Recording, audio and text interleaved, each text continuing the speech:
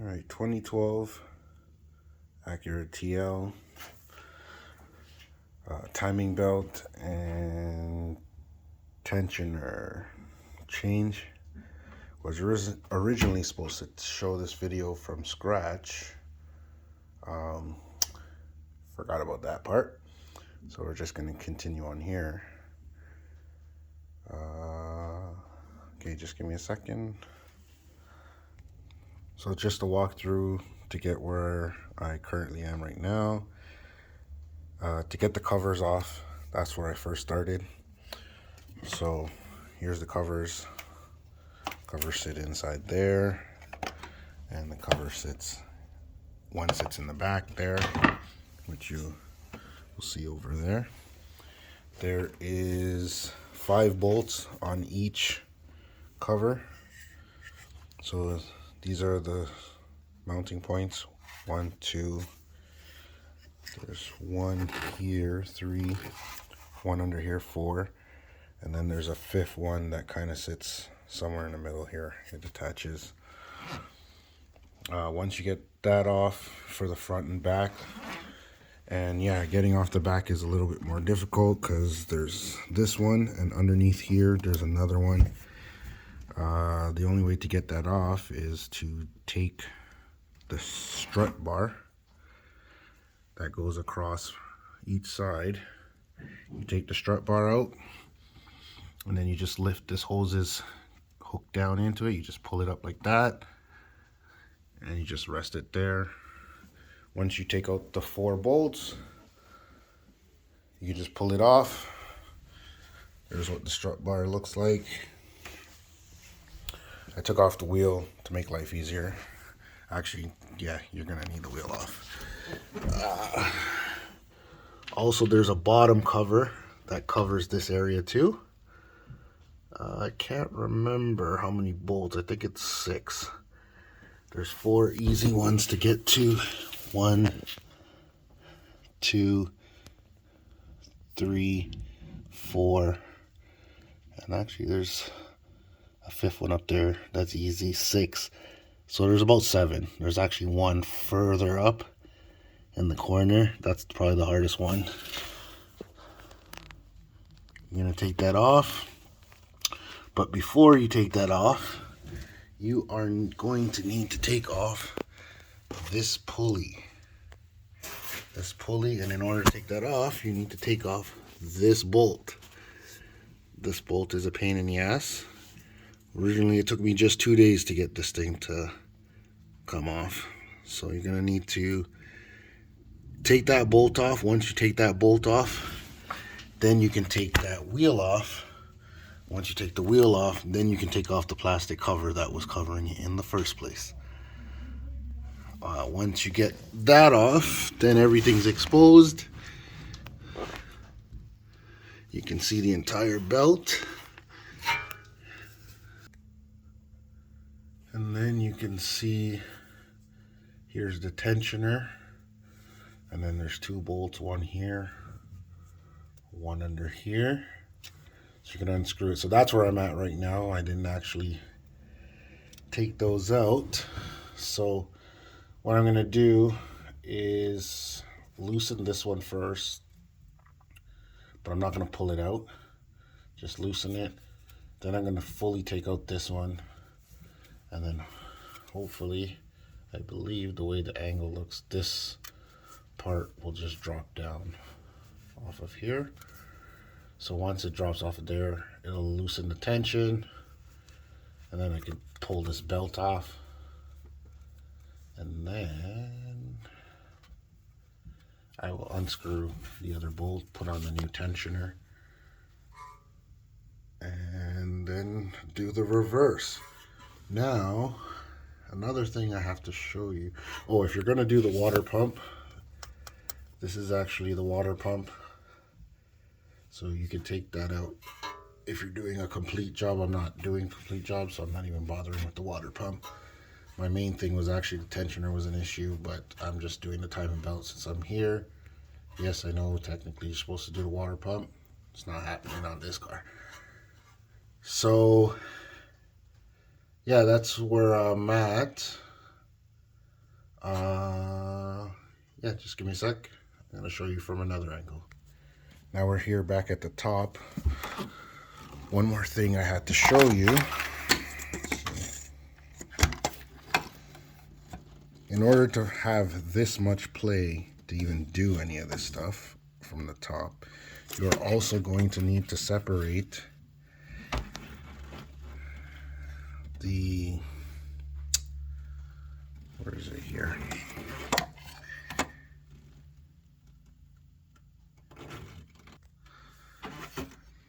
You're just gonna have to separate the engine mount. So first thing, there's a, I think this was a 10 millimeter bolt. You take out this, it's actually going to be screwed into this here. All right, so that's where it was screwed, 10 millimeter bolt. Then you have these 3 bolts, 2 at the top and then that one at the bottom. That's a 14. They're very long bolts, so it takes a while to get it out. This is the hardest one. This one was actually tricky where my thumb is. I kept trying to figure out why this thing wouldn't move, but it's hidden, so you actually have to, while it's in there, you gotta feel for it and then put in a 14 in there. Then what you're gonna do is you have this on top of everything. I think these were also 14s. You're gonna back those out. Don't take them out all the way, just loosen it up. This is your connection here. So one end of it connects to here. It's a 17 bolt. You're gonna crack this one and take it out all the way first. Don't do it too loose because you actually need some support first so that you can get this out and then you can get to the other bolt. If you do it the other way around, which I did, even though I know I wasn't supposed to do it that way, it'll just make life a headache. And then you'll realize that you're gonna have to put back these 2 screws to support this mount until you take out this and then do this. So loosen these first. Yeah, loosen this one first, 17, then come back and do these. Then you take this, move it aside, so you have playroom now. All right. Now, most importantly, when you're about to do your actual belt, the new belt install, this is the old one I still have on. You want to make sure it's in time.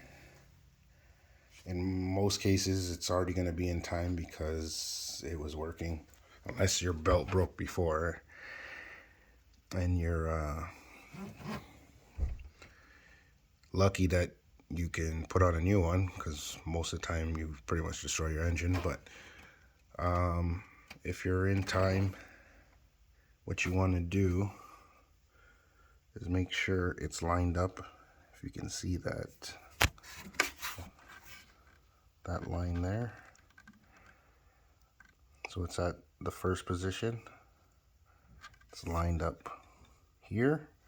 There's also one in the back there. You can see that line, so ever so faintly, and I don't think I'm gonna be able to get it to focus, but just like the front, there is one that I already have lined up. It's actually right here, and it's lined up with this one here. And then you also want to line up the bottom one, if I can get that. There's the arrow there, and on the body of the engine there's a down arrow here, so they have to be all lined up. So yes,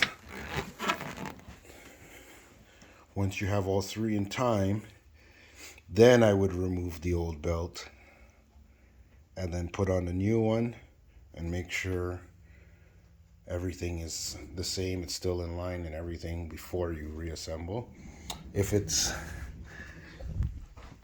not in the first position here lined up, which mine wasn't. I think when I first took it off it was on 4. What you do, just put that bolt back in, the one that you originally took out to take off that, and then you take the 19mm, and what I did is I put an extension on it,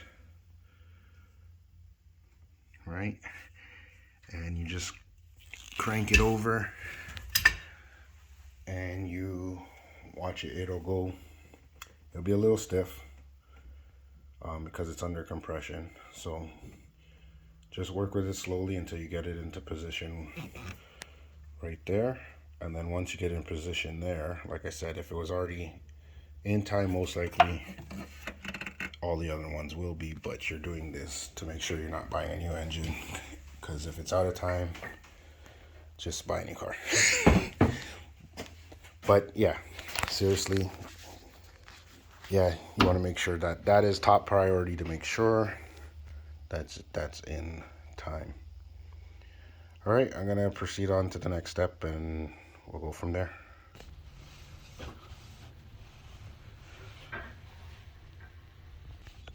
All right, now you can see the old timing belt and the new one. So the new one is here, the shinier one here is the old one. If you look at the two, you can see the difference. You can see the wear in this one on this side, and this is a new one. And if you actually look at it on the side, you can see how much it wears down. This one's a little thinner. Also, here's the old and new. Also, here's the old and new tensioner. There's my old one. You can see it's leaking there. There's the new one. So just easy, 2 screws. Really and truly, the root of the problem is easy, just to swap out and put in a new one. But boy, is it a pain to get to it. So yeah. All right, so I have the new belt on. There's the new timing belt.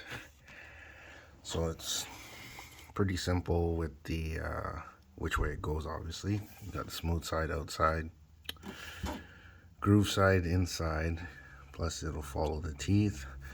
So when you're going in the water pump area, the smooth side is actually what's gonna hit this wheel. So the back there, around, back to the teeth side on the inside.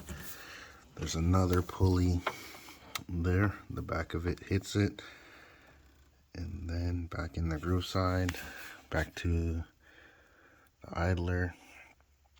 Now, actually, you'll notice I put a little bit of grease.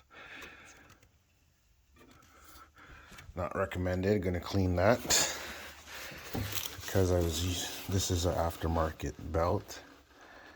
I don't know if it's because it's aftermarket, but it's a pain in the ass to get in. Took me almost 2 hours.